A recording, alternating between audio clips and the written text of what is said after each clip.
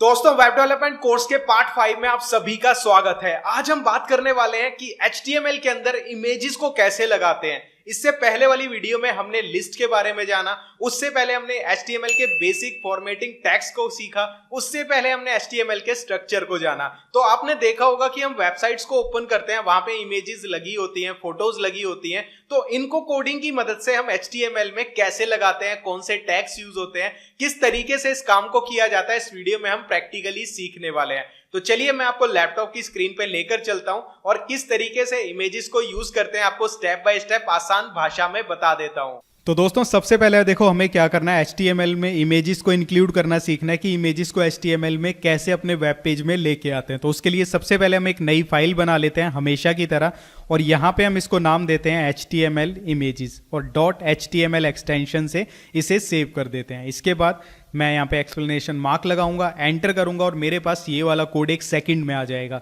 इस कोड को क्या बोला जाता है ये मैंने आपको बताया था पिछली वीडियोस में, तो कमेंट करके बताना जो कोड मैंने अभी यहाँ पे लिखा है इसको प्रोग्रामिंग में क्या बोला जाता है। इसके बाद हम यहाँ पे क्या करते हैं, टाइटल में डाल देते हैं HTML इमेजेस इस तरीके से। इसके बाद यहाँ पे हम क्या करते हैं, एम को मैं यहाँ पे स्मॉल कर देता हूँ और यहाँ पे हम क्या करते हैं, एक हेडिंग ले लेते हैं जो कि हमने पिछली वीडियोस में पढ़ी लिया है। HTML में हेडिंग्स कितने तरह की होती हैं और क्यों यूज़ की जाती हैं। अगर आपने पिछली वीडियोस नहीं देखी तो उनको पहले देख लो, क्योंकि उनके बिना आप वेब डेवलपमेंट नहीं सीख पाओगे। H1 में हम क्या करते हैं, HTML इमेजेस यहाँ पे मैं लिख देता हूँ।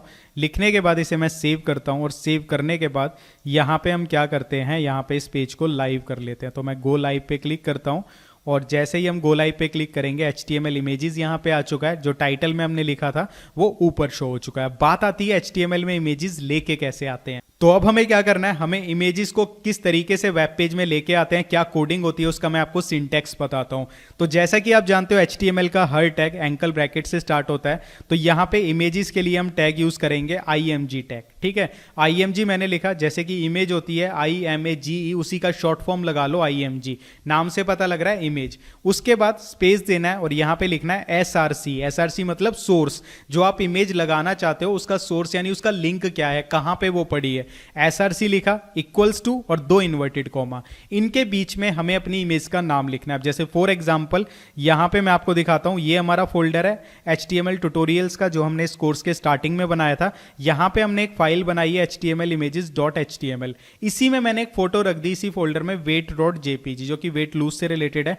अब इस फाइल को हम अपने वेब पेज में कैसे लेके आएंगे, उसका नाम लिख देंगे इमेज का, जो भी पूरा नाम है weight.jpg पूरा लिखना है एक्सटेंशन के साथ। अगर JPG है JPG, PNG है PNG।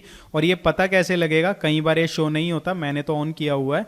आपको राइट क्लिक करना है, जो भी इमेज इंक्लूड करना चाहते हो प्रॉपर्टीज में जाओ और यहां से आपको एक्सटेंशन पता लग जाएगा। जो भी एक्सटेंशन होगा आपको एज इट इज यहां पे लिखना है। ठीक है, इसके बाद एंकल ब्रैकेट्स को बंद कर देना है और यहां पे सेव करना है। जैसे ही सेव करोगे, यहां पे मैं रिफ्रेश करता हूं, ये फोटो यहां पे आ चुकी है। अब इसके बाद यहाँ पे मैं आपको कुछ टैग्स बताता हूँ जो इमेजेस के साथ यूज होते हैं। सबसे ज़्यादा जो आपको टैग देखने को मिलेगा कोडिंग में इमेजेस के साथ, वो मिलेगा आपको ऑल्ट टैग। ठीक है, ऑल्ट टैग लिखो, इक्वल्स टू लगाओ और इन्वर्टेड कॉमा।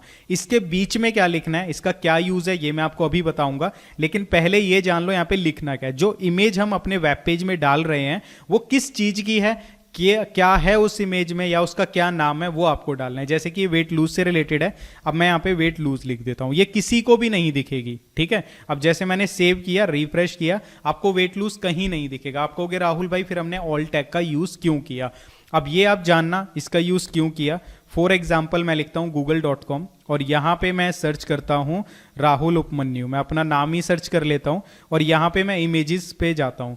तो गूगल को कैसे पता, गूगल कोई इंसान थोड़ी है जो फोटो देख के पता लगा लेगा कि ये वाली फोटो राहुल उपमन्यु की है, ये वाली फोटो राहुल उपमन्यु की है। जो हम टैग देते हैं अपने HTML के अंदर ऑल्ट टैग, इससे गूगल को पता लगता है, इससे सर्च इंजन को पता लगता है कि जो ये फोटो डाली जा रही है ये किस चीज की है। तो ऑल्ट टैग देना हमेशा जरूरी है, इससे हमारी इमेजेस गूगल सर्च में या फिर सर्च इंजन में आ जाती हैं, जिससे हमें ट्रैफिक मिलता है। ब्लॉगिंग का और SEO का पार्ट है, लेकिन ऑल्ट टैग देना क्यों जरूरी है वो चीज आप समझ चुके हो।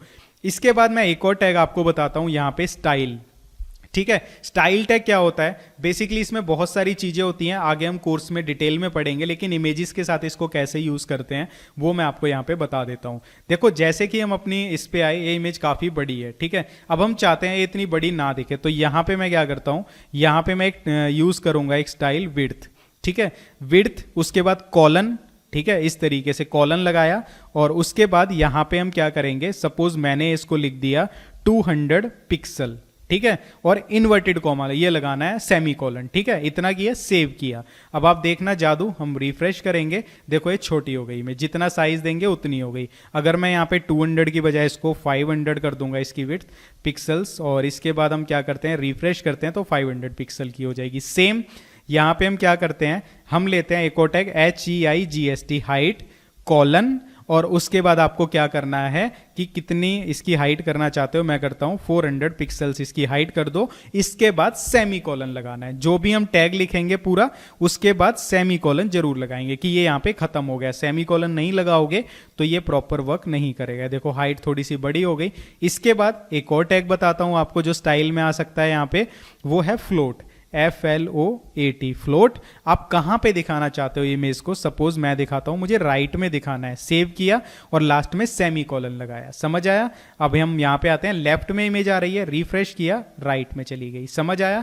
तो यहाँ पे हमने क्या क्या चीजें आज देखी इस टैग के अंदर। सबसे पहले मैं आपको रिवाइज करवा देता हूँ, अच्छे से देखना, एक एक चीज क्लियर कर लेना। यहाँ पे हमने देखा कि हमें कोई भी फोटो इंक्लूड करनी है, हमें IMG लिखना है, उसके बाद SRC लिखना है, और जो फोटो हम इंक्लूड करना चाहते हैं उसका पूरा नाम लिख देना। अब आप कहो कि राहुल भाई हमारे पास कोई ऐसी फोटो हो जो कंप्यूटर पे ना हो, हमें इंटरनेट से करनी हो, वो कैसे करेंगे, तो वो भी मैं आपको बताता हूं। जैसे कि मेरी ये वाली फोटो है, किसी ने डाली हुई है, फॉर एग्जांपल हम कुछ भी ये फोटो ले लेते हैं, तो मैं क्या करूंगा, इसको राइट क्लिक करूंगा, ओपन इन न्यू इमेज करूंगा, यहां पे मेरी फोटो आ गई। इस लिंक को कॉपी करना है, ठीक है। कॉपी करने के बाद यहाँ पे लिंक ज़्यादा बड़ा है तो हम कोई छोटा सा लिंक ले लेते हैं, फॉर एग्जांपल ये एक फोटो है, और यहाँ पे ये फोटो ओपन करते हैं, राइट क्लिक करके ओपन इन न्यू टैब, ठीक है। ये इसका लिंक आ गया, इसको कॉपी करो। कॉपी करने के बाद वापस आओ SRC के अंदर, जहां हमने इमेज का नाम लिखा था, उस टाइम पे वो इमेज हमारे फोल्डर में थी जहां पे हम अपना वेबसाइट बना रहे हैं। अब ये इमेज इंटरनेट के ऊपर है तो हम इसका पूरा लिंक लगा देंगे। उसके बाद हम इसको यहाँ पे बंद करेंगे, एंकल ब्रैकेट्स को रिफ्रेश करेंगे, यहाँ पे आएंगे, और हमारा ये प्रोजेक्ट था, इसको रिफ्रेश करेंगे, यहाँ पे वो फोटो आ जाएगी। अब आप इसको लेफ्ट में लगाना चाहते हो, कितना साइज देना चाहते हो, उसका जो टैग है वो स्टाइल के अंदर यही सब रहेगा।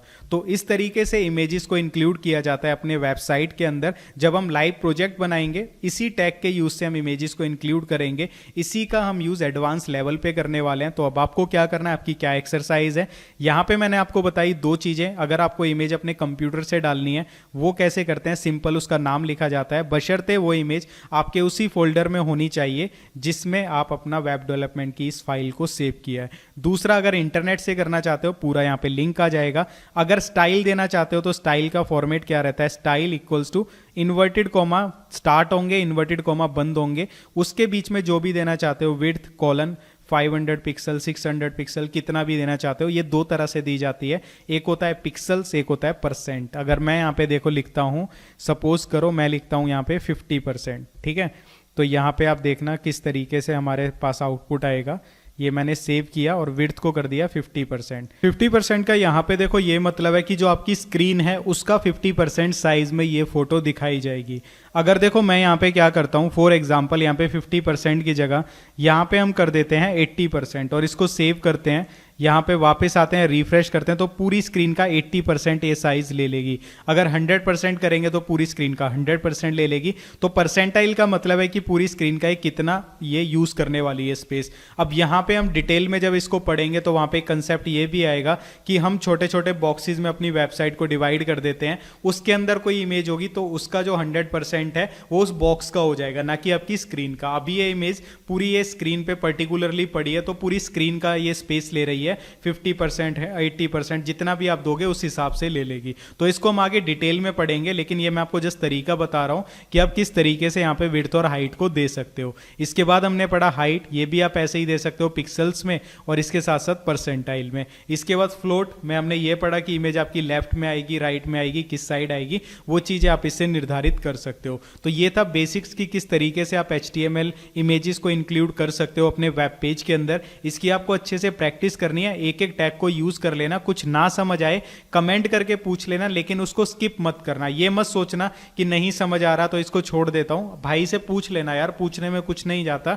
एक एक कंसेप्ट को क्लियर करके चलना। एक बार में ना क्लियर हो, वीडियो को 2-3 बार देख लेना, लेकिन इनको साथ ही साथ याद करते चलो, क्योंकि जब लाइव प्रोजेक्ट बनाएंगे ना, इन्हीं चीजों से हमारी वेबसाइट बनने वाली है। तो गाइज अब आपको अपने वेब पेज के अंदर इमेजेस को लगाना भी आ गया। मैंने आपको जरूरी टैग्स भी बता दिए। अब आपको करना क्या है, ध्यान से इन टैग्स को याद करना है, इनकी प्रैक्टिस करनी है और कम से कम 8-10 इमेजेस इंटरनेट से उठाकर अपने वेब पेज में इंक्लूड करके देखनी है। इसी के हिसाब से आगे जब हम लाइव प्रोजेक्ट बनाएंगे, सेम यही मेथड यूज होगा कि हम इमेजेस को ऐसे इंक्लूड करेंगे, लेकिन वहां पे हम थोड़ा सा एडवांस लेवल पे चले जाते हैं, लेकिन फॉर्मेटिंग यही रहेगी, तरीका यही रहेगा अपने वेब पेज के अंदर इमेजेस को इंक्लूड करने का। इसकी प्रैक्टिस कर लेना। जल्दी मिलूंगा आपसे वेब डेवलपमेंट कोर्स के नेक्स्ट पार्ट के साथ। तब तक के लिए पिछले जो वीडियोस बनाए हैं उनकी तैयारी करते रहना, उनको अच्छे से लर्न कर लेना। जो जो सिंटैक्स है, जो टैग्स हमने सीखे हैं, वो आपको पता होने चाहिए कौन सा टैग किस चीज के लिए यूज होता है। तभी जब लाइव प्रोजेक्ट बनाएंगे तो आपको वो आसान लगेगा। लेकिन यहाँ पे अगर